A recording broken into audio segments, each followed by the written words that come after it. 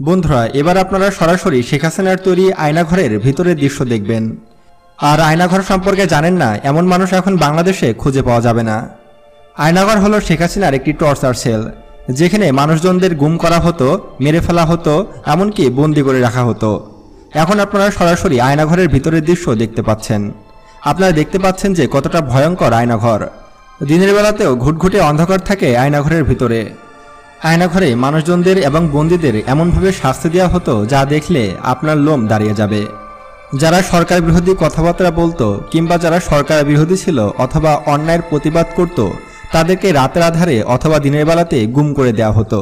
তাদের কোনো অস্তিত্বও খুঁজে পাওয়া যেত না। তাদেরকে নিয়ে এসে এই আয়নাঘরে বন্দি করে রাখা হতো। দিনের পর দিন তাদের উপর চালানো হতো অমানবিক নির্যাতন।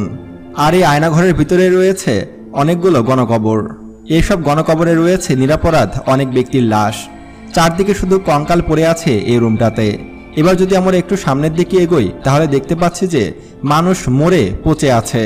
এছাড়াও শত শত লাশ পড়ে আছে প্রত্যেকটা রুমে। বিশেষ করে ডিবি হারুন আয়নাঘরে সবাইকে ধরে নিয়ে আসতো এবং এখানে নিয়ে এসে তাদের উপরে অমানবিক নির্যাতন চালাতো। অনেকের হাত পা কেটে এখানে কবর দিয়ে দেওয়া হতো। আবার অনেকের কিডনি, চোখ এবং অন্যান্য অঙ্গপ্রত্যঙ্গ বিক্রি করে দেওয়া হতো। আয়নাঘরের ভিতরের দৃশ্য দেখলে মনে হয় যে এটা যেন একটি পৃথিবীরই জাহান্নাম। আমারই গায়ের লোম দাঁড়িয়ে যাচ্ছে। আমরা যখন আরেকটু সামনের দিকে এগোচ্ছিলাম আমার বুক ধড়ফড় করছিল যে কতটা ভয়ঙ্কর আয়নাঘর।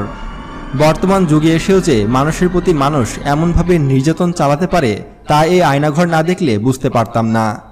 বন্ধুরা, এই আয়নাঘরের ভিতরে গুম করা হয়েছে প্রায় কয়েক হাজার মানুষ, যাদের অস্তিত্বও নেই বর্তমানে। আর আয়নাঘরে যাদের বন্দি করে রাখা হতো তাদেরকে দিনের পর দিন খাবার দেওয়া হতো না।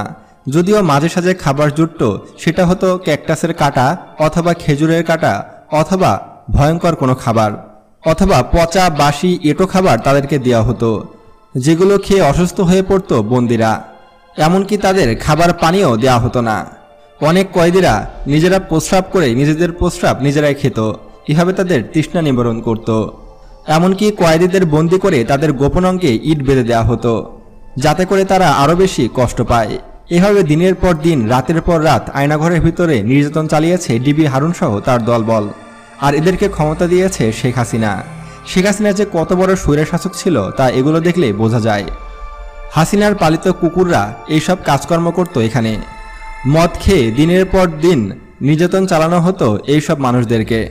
বন্ধুরা, আয়নাঘরের ভিতরে যে বড় একটি গণকবর পাওয়া গেছে সেগুলো আমি আপনাদেরকে এই ভিডিওর শেষের দিকে দেখাবো, যেগুলো দেখলে আপনার চোখের পানি ধরে রাখতে পারবেন না।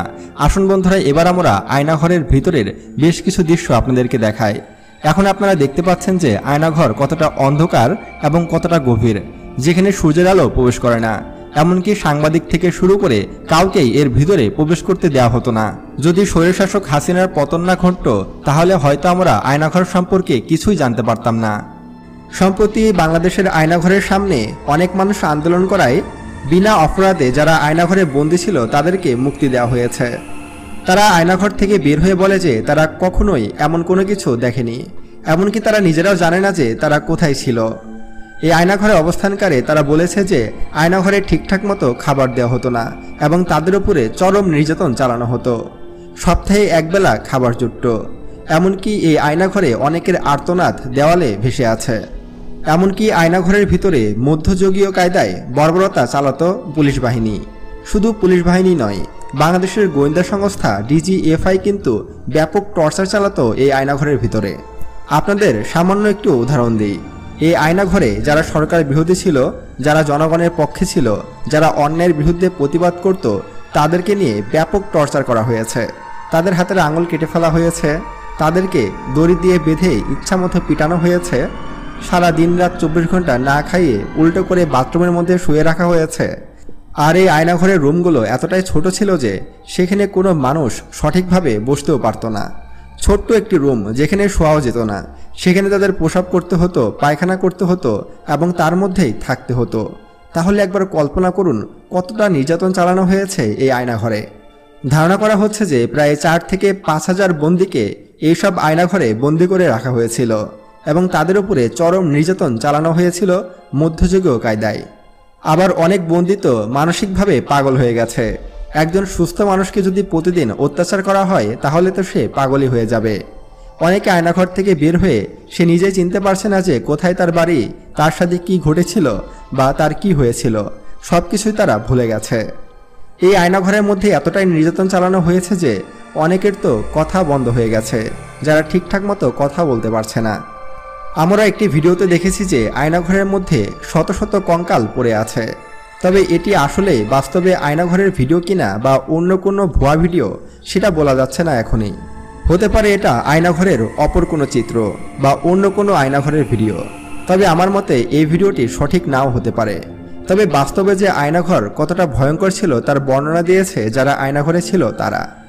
অনেকে তো এখনও কথা বলতে ভয় পাচ্ছে, যদি তাদেরকে আবারও আয়নাঘরে পাঠিয়ে দেওয়া হয়। মানুষ কতটা বিকৃত মস্তিষ্কের হলে তারা এমনটা বলতে পারে তা ভাবা যায়। এই আয়নাঘরকে আমরা চাই যেন গুড়িয়ে দেওয়া হয়, কিংবা বর্তমানে যেসব এমপি মন্ত্রীদেরকে আটক করা হয়েছে তাদের যেন এই আয়নাঘরে বন্দি করা হয়, এটাই আমার দাবি থাকবে। বর্তমান ছাত্র সমাজ কি করছে? তারা কি পারছে না এইসব আওয়ামী লীগ নেতাদেরকে এই আয়নাঘরে বন্দি করতে? তাদেরকেও মধ্যযুগীয় কায়দায় নির্যাতন করা হোক, তাদেরকে একেবারে ফাঁসি দিয়ে দিলে তো শেষই হয়ে গেল। তাদেরকে আমরা ফাঁসি দিতে চাই না, তাদেরকে আমরা তিলে তিলে মারতে চাই। বন্ধুরা, শেখ হাসিনা তো বাংলাদেশ ছেড়ে পালিয়েছে, কিন্তু রয়ে গেছে তার কুলাঙ্গার ছাত্রনেতারা, যাদের দাপটে এতদিন শহরে বের হওয়া যেত না, গ্রাম অঞ্চলেও থাকা যেত না। অবশেষে শেখ হাসিনার পালনের মাধ্যমে আমরা কিন্তু স্বাধীনতা পেয়েছি, কারণ বাংলাদেশ অনেক পিছিয়ে গেছে। আমাদের রিজার্ভের অবস্থাও কিন্তু খুব একটা বেশি ভালো নয়, তাই আমাদের সকলকে কাঁধে কাঁধ মিলিয়ে কাজ করতে হবে। আর শেখ হাসিনার আয়নাঘর সম্পর্কে জেনে আপনার কেমন লাগলো তা অবশ্যই কমেন্ট করে জানাতে পারেন।